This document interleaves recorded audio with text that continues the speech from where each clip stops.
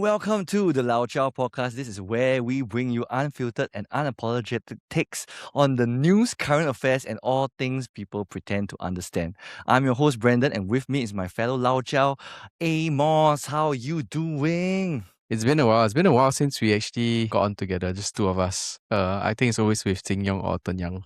Yes. Because I recently had a kid. Baby boy was born, I think, like 1 month ago. That's why it's been a hot minute since I was on the podcast. It's been how many months? 6 months? Since you were last month? No, not that long. No, I think maybe 3. I think maybe 3 months. I miss doing this. I miss chatting with you guys. Miss talking cock. Yeah, talking cock. Lao Jiaos for you, man. Lao Jiaos. What have you been up to? I know you recently went for your honeymoon. I did. I came back from a 2-week honeymoon in Europe. But pretty much business as usual, I guess. Going back to work. Yeah, trying to get life back in the way after marriage. Your next stage would be, now I'm getting used to life with another son. Yeah, back to the baby phase again, right? Back to the baby phase again. That's the life. So speaking about the tough life, have you been keeping up to date on what's been going on with the whole Hantavirus cruise ship situation? It's good that you pronounce Hantavirus. And the first time I heard it, I was like, Hantavirus? Yeah. I was like, I will understand why, because the spacing and everything, right, of the hanta and the people, of course, the hentai it's very similar, you know. But yeah, I think when I first heard the news, I mean, I was like, oh shit, not another, like, here we go again, kind of thing.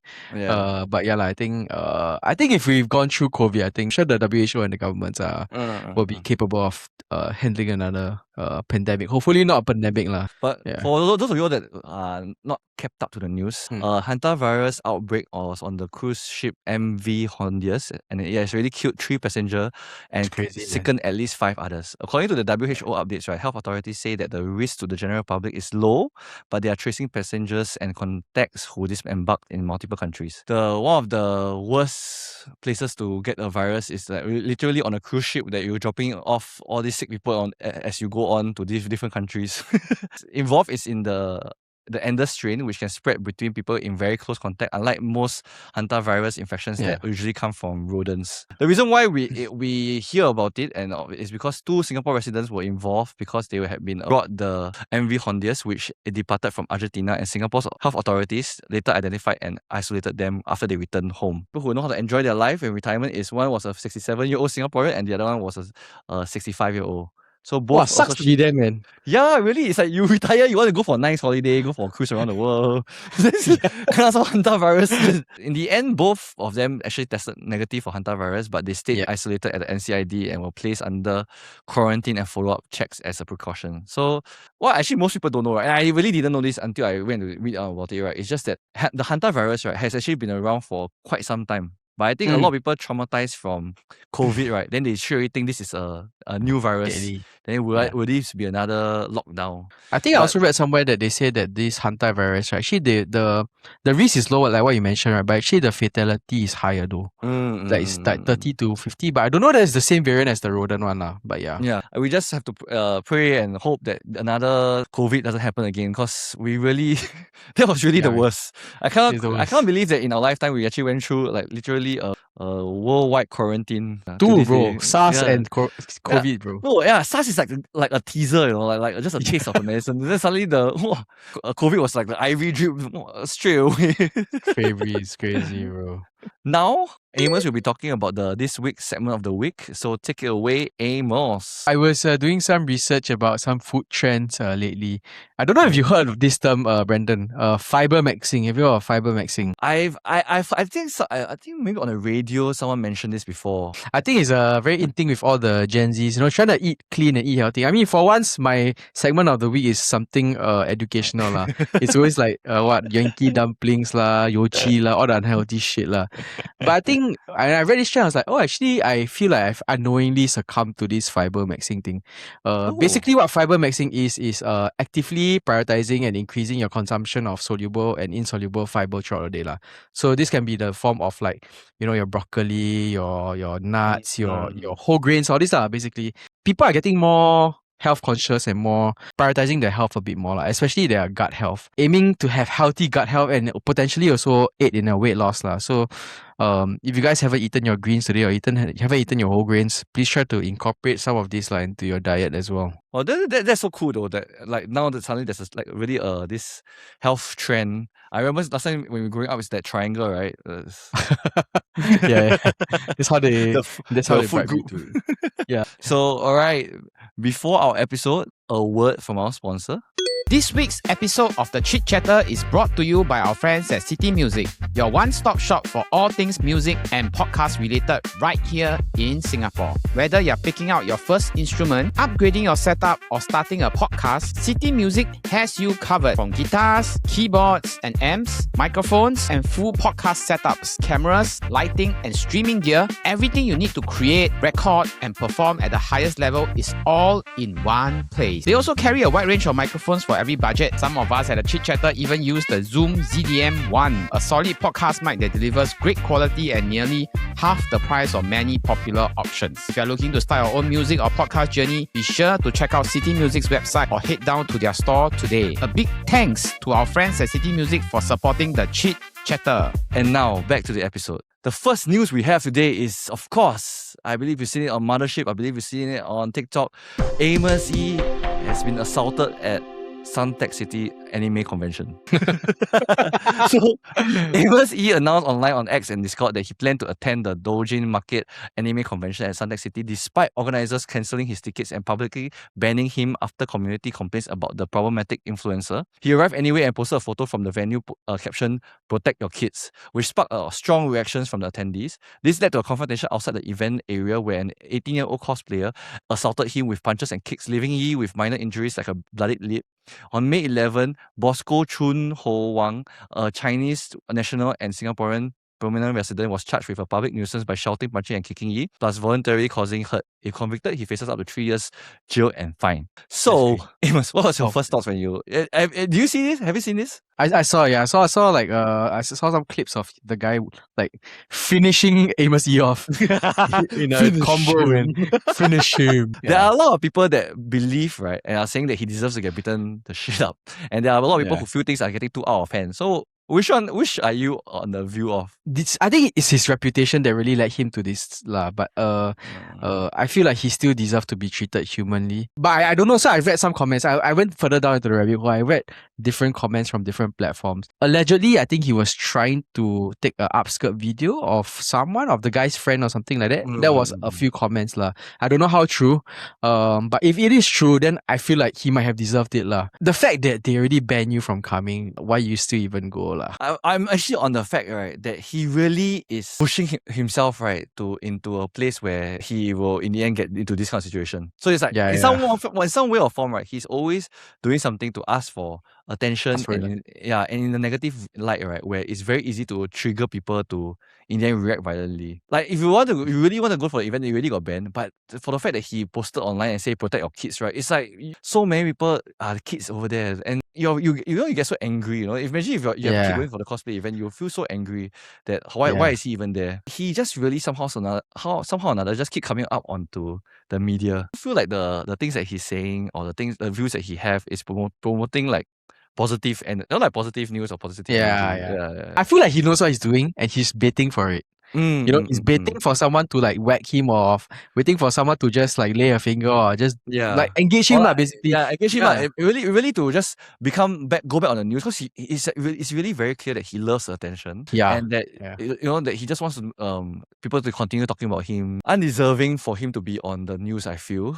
Like really it's giving him what he wants, and it's making him going down the rabbit hole even more. It was right for the organizers to ban him. I agree completely. The next news we have is just which is a very sad one. It's just that there were so 2 Singaporeans killed due to the Mount Dukono explosions in Indonesia. So the 2 Singaporeans were among 3 hikers killed when the Mount Dukono volcano erupted on May 8, 2026. The victims, 30-year-old Heng Wen Chiang Timothy and 27-year-old Shaning Mures Abdul Hamid, were part of a group of 20 9 Singaporeans and 11 Indonesians caught near the crater despite a climbing ban in the place since April. So their bodies were buried under volcanic materials and will recover on May 10 amid ongoing eruptions and bad weather. So 10 survivors, including 7 Singaporeans, were safely evacuated while authorities investigate possible negligence by guides by using riskier routes. Honestly, when you heard about this news, right, what was your initial thoughts? And do you think that Singaporeans should be more careful in selecting their holiday destinations, or do you just feel that this is a freak accident? I feel like it's a freak accident lah. But also, I think you mentioned, right, there was a ban on the area, but they still went ahead and they took a riskier route. I don't know if they know the area pretty well, but even so, I think they didn't see this consequence lah. Yeah, which is quite sad lah, to be honest. Yeah. I feel like it's impossible to know that you just join a guide, you just follow the guide wherever they bring you.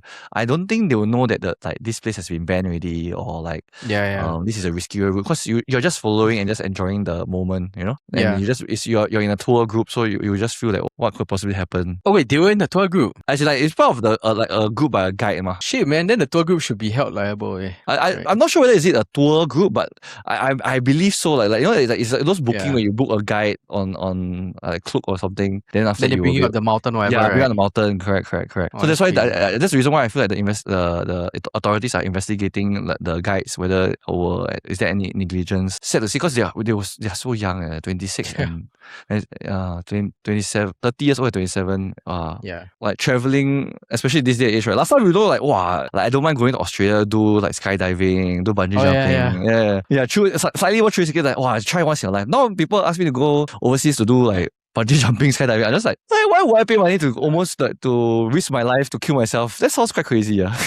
Yeah. I think as you grow older, you become a bit more wiser. I think there's more for you to lose also, in that sense. Yeah. I guess so. Like past 1 week, it's really the series of sad news. Very young people who like going before their time due to like really very freak accident, which is even our next news, which is the 2 Singaporeans killed in a Ferrari crash in Johor. So honestly, the 2 Singaporeans died after a Ferrari crash and caught fire on Johor Bahru Mersing Road in Malaysia. Reports said that the victims were a 34-year-old man and a 33-year-old woman, and police believe the car skidded before the fatal crash. So the incident happened near Kota Tinggi around 9 a.m, with both occupants suffering severe burns and being pronounced dead at the scene.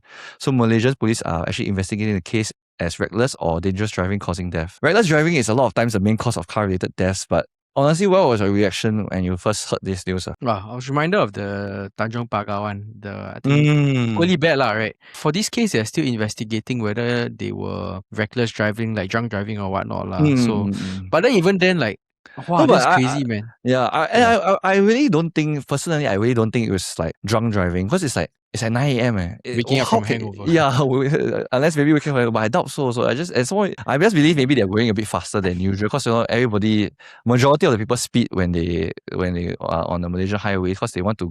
It's the only place where you can actually put your car to the maximum use. Yeah, Ferrari, long roads. So I don't think it's reckless, but it's just maybe things happen then after that. You're not used to driving at that speed. But it's because you're so relatable, because I'm 34 this year and my wife is 33, so it's really very close to the heart. For yourself, do you feel that there's any like dangerous tendency you tend to notice when Singaporeans they drive to AB? I think generally people are still very cautious because they know that they are driving with a Singaporean number plate so they are more scared that their car kena, and then the fact that they're scared about their car getting damaged, they'll be more scared of themselves dying So but in this case, I don't know, man. I think maybe something just went loose like maybe the car malfunction or something, like who knows. Right? I always I tell my friends, right, that it's very important that, especially when you're driving in Malaysia, right, how many people actually knows the Malaysia emergency hotline? Oh yeah, that's true. Yeah. Because in the past, I was involved in a car accident before in Malaysia, right? And I realized like when something happened, right, we don't know what to call. We don't know what's the number. Is it 995 or is it like some random different number, 911, 112? Yeah, so who do you actually call, Brandon? I actually also don't know. I remember when it happened, right, one of my friends was shouting, like, what to call? Who to call? Then like, because there was some other Malaysians around, right? Then they shouted like, you can call 112. So 112 is the number to call. Then after that's where you reach the ambulance and you just let them know where you are. Next time you are in JB, please, if anything happens, remember 112 is the number you can call. Before we end, we would like to go with a round of quick fire news for the Alamak meter. A man and woman charged for neglect of 71 cats in their HDB. A man and woman in Singapore were charged over the alleged neglect of 71 cats in the Bukit Panjang HDB flat, where the animals were reportedly left without food enough food or water for about 22 months. So 9 cats died and the pair faced 71 charges, each under the Animals and Bird Act. Crazy lah. This is dumb lah. This is really just plain dumb. Like, why would you want to put like so many cats in your own HDB, right, and just leave them alone? It's like, I don't even understand what's the logic behind, or like, it's really crazy. I can't tell if they like cats or they hate cats. Because Is it they want to make their own battle royale? Like, let's get it all in place and make sure it's survival of the fittest. Then we adopt the last one standing. Okay, so the next thing is that a woman goes viral for stealing aloe vera plant in Woodlands. So a woman was caught on CCTV cutting leaves from an aloe vera plant outside a Woodlands beauty shop and walking off with them. So the shop owner actually said that the plant has been growing for 1.5 years, cost about $80, and has filed a police report. The owner described the plant as destroyed, not just stolen, because it was left badly damaged after the woman sliced off multiple leaves. I think it's plain alamak lah. What do you think? Yeah, I honestly feel this is plain alamak. So it's like, honestly, like, so what is the point of taking like the aloe vera? Like, are you going to use it for? Like, some people really just nothing to do. Yeah, just buy your own lah. Yeah, not like you can use it, you scrub one on a wound, is it? It's an emergency. It's so crazy. Some people. The last one is that the Tonon Donkey at Harbourfront closes down. Tonon Donkey at Harbourfront is closing down on the 19th of July 2026. The store is said to be shutting down because the Harbourfront Centre is being redeveloped and selected items are on clearance with discounts up to 70% until the last day. So the chain is not leaving Singapore, as of course it still operates in Orchard Central, Jam, Tampines 1, Suntec City, Waterway Point, and 100 AM. This is quite crazy that there's things like it's up to 70% off, which I find it very confusing because like why don't they just move the things to the other stores, you know? Unless they're all different franchises, then that's quite interesting. I think dumb. Yeah. Dumb for them to advertise this. All right, that was our Lao Jiaos podcast. If you enjoyed the episode, please remember to like and subscribe. We have an episode that comes out every Friday, but at the same time, also if you're into football, we have the Football Kaki that drops every Wednesday, and our Kopi Bros show, where we interview fun and amazing guests from around Singapore every Monday. Now, we hope that everybody has a great week ahead, but remember, we don't always talk cock, but sometimes we do. Ooh, ooh, ooh.